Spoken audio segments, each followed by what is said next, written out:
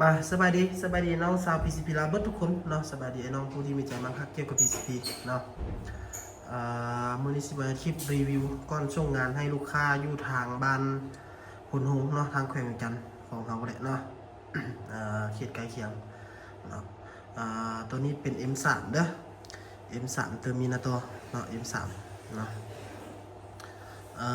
การใช้งานอีอย่างกับหลายคนก็น่าจะหุ้งนั่นแหละเนาะเพราะว่าทุกคลิปเราก็ได้เว้าไปเนาะส่วนคลิปนี้ก็สิมาเว้าอีกเท่านึงเพราะว่าลูกค้าเพิ่นเป็นมือใหม่เนาะ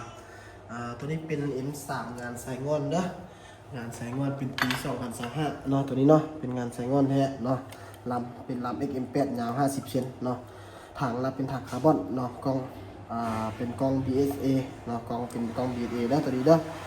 มีหมายจำอยู่ทางกลางเนาะเป็นมีหมายจำอยู่ทางกลางกล้องเป็นกล้อง BSA เนาะตัวนี้เนาะแล้วก็วาล์วรับเป็นวาล์วซิกเก็ตเนาะมีโมทั้งหมดแล้วเป็นตามนี้เด้เนาะโมน่าจะประมาณ24นัดวะประมาณจากนัดเนาะเอากับบ่เจอเนาะแต่ว่าโมรุ่นนี้ใช้ดีเนาะเป็นล็อกโมเด้อรุ่นนี้เด้อล็อกโมเด้อตัวรุ่นนี้เด้อเฉพาะจำพวกบ่ว่าสิเป็นฟักตอเนาะท็อป A เนาะราคารุ่นนี้เนาะราคาดากอน09เนาะจะเป็นรุ่นล็อกโมเนาะในกรณีที่เราห้างคันซากขึ้นมาเนาะแล้วเรางับเข้าไปเนาะจะมีลูกอยู่ในลำเพลิงนี้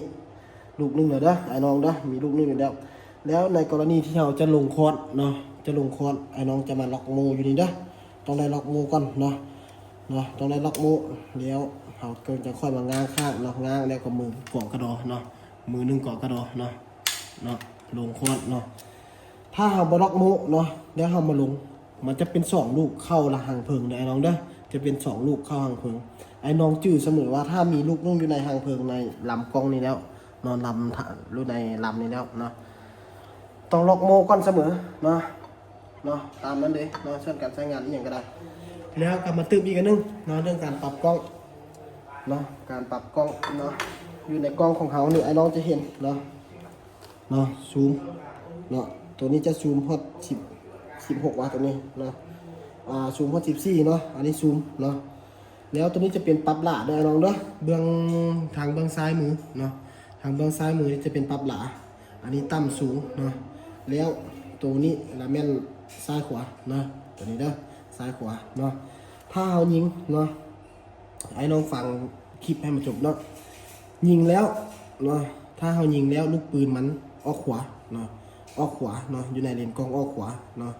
เขาจะบิดตามเข็มโมงเด้อไอ้น้องเด้อบิดตามเข็มโมงเนาะตามเข็มโมงไปเบื้องใดไปเบื้องขวาเนาะอยู่ในกล้องโทรศัพท์นี่อาจจะเป็นเบื้องซ้ายบ่จักเนาะเขาจะบิดไปตามเบื้องขวาตามเข็มโมงให้น้องเข้าใจง่ายๆเลยบิดตามเข็มโมงเนาะ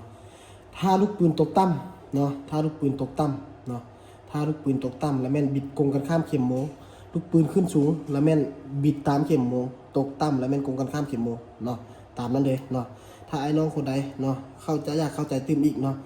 อยู่ในเลนกล้องนี้เนาะมันจะมีจำเม็ดให้เราเนาะมันจะมีเม็ดที่1ขีดที่1ขีดที่2เนาะถ้ามันออกหลายเนาะขึ้นเทิงหลายสมมติว่ามันขึ้นเทิงหลายเนาะขึ้นเทิงอยู่ขีดนึงเนาะไอ้น้องกลับมาเบิ่งนี่เลยเนาะมาอ่านอยู่นี่เลยเนาะ1คลิกเนาะ1/10เนาะ1/10ก็ความหมายก็คือเฮาบิด10 บาทมันจะไป1ขีดเนาะสมมติว่าลูกปืนขึ้นเทิงเนาะขึ้นเทิงจากเม็ดดำๆที่เฮายิงเป้าเนาะมันขึ้นเทิงจากเป้าเนาะเฮาจะบิดเลย10 บาทจากสมมติว่าเม็ดนึงเนาะ1 2 3 4 5 6 7 8 9 10เขาจะบิด10 แก๊กเนาะงันลงเนาะแล้วถ้าสมมุติว่าในกรณีที่มัน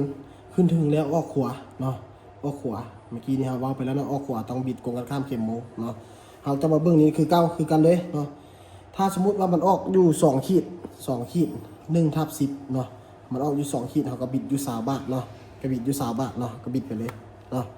1 2 3 4 5 6 7 8 9 10 11 12 13 14 15 16 17 18 19 20เนาะตามนี้เลยเนาะถ้าเขาจะเข้าใจง่ายๆเนาะถ้ามันออกซ้ายเนาะออกซ้าย2ขีดก็เขาก็บิดตามกลับมาเลยเนาะบิดกงกันข้ามเข็มโม1 2 3 4 5 6 7 8 9 10 11 2 3 4 5 6 7 18 19 20เนาะไอ้น้องเข้าใจง่ายๆเลยเนาะเบิ่งขีดอยู่ในนี้เลยเนาะ1/10ก็คือความหมายว่าเขาบิด10 บาทมันจะไป1ขีดอยู่ในกรณีกองนี้เด้อไอ้น้องเด้อให้น้องเข้าใจง่ายๆอย่างที่เลยเนาะส่วนข้อมูลรายละเอียดอย่างกับแม่นเข้าไปเบิ่งอยู่ในช่อง YouTube ถือว่ามีหลายเนาะในราคาก็แม่นตามนี้เลยเด้อราคาก็แม่นตามนี้เลยเนาะราคาก็แม่นตามนี้เลยเนาะเพราะว่า ราคาละแม่น15 ล้านเด้อราคาละแม่น15 ล้านเนาะได้ครบชุดเนาะได้กล่องพร้อมได้สูตรได้แม็กได้อย่างพร้อมเนาะมีสูตรพร้อมแล้วก็เทียบลูกปืนให้พร้อมเด้อกับหนึงเนาะไอ้น้องคนใดสนใจก็ติดต่อมาทางเบอร์โทรนี่เลยเนาะผ่านทางเบอร์โทรนี่เลยเด้อไอ้น้องเด้อผ่านมาทางเบอร์โทรนี่แล้วก็ย้ำไอ้น้องเด้อห้านเฮาแม่นบ่มีเก็บปลายทางเด้อเฉพาะตั้งแขวงเด้อแม่นบ่มีเก็บปลายทางไอ้น้องคนใดเชื่อใจก็แม่นเชื่อใจทางงานเฮาก็แม่นสร้างเนาะบ่ทันเชื่อใจก็ติดตามต่อไปทางช่อง YouTube นี่แหละเนาะฝากกดติดตามช่อง YouTube เฮาเลยเด้อขอขอบใจ